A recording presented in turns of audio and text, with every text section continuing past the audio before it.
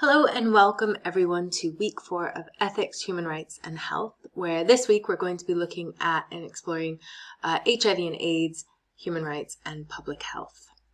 So as we've already learned, as we've already discussed, the right to health was given an international expression in the Universal Declaration of Human Rights and subsequently in the International Covenant on Economic, Social and Cultural Rights, and a range of other legislation as well, which we've been talking about over the past few weeks. So this session, we'll be taking a closer look at human rights approaches to HIV and AIDS, as well as other public health mechanisms. So first we'll begin by setting that international scene and understanding what the role is of the international community within this case study.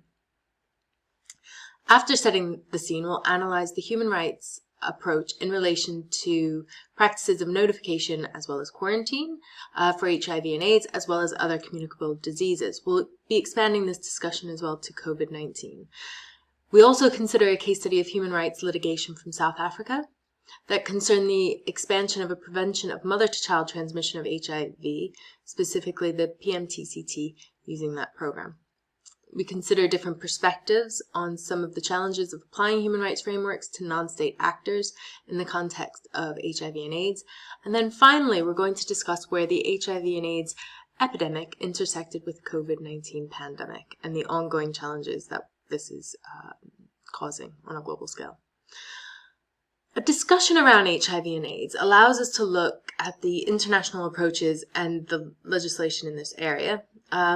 But more widely as well, I'd like you to consider how this may apply to other rights-based approaches to the managing of epidemics, pandemics, and global health crises.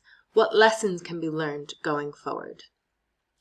There are a number of readings that are slightly older, but what we're trying to do is get a better understanding of the whole kind of course of this response to HIV and AIDS so that we can see it from the historical measures that were in place and how this has kind of changed over time.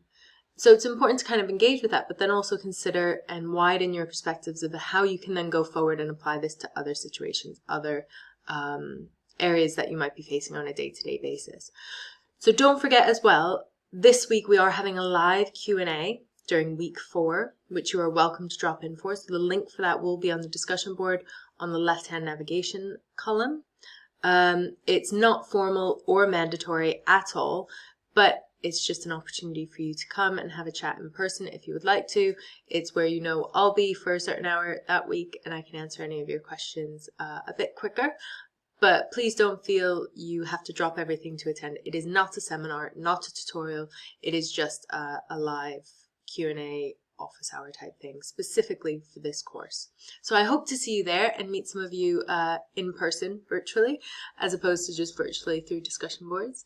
As always, if you have any questions, please post them up and I will be happy to get back to you and answer those.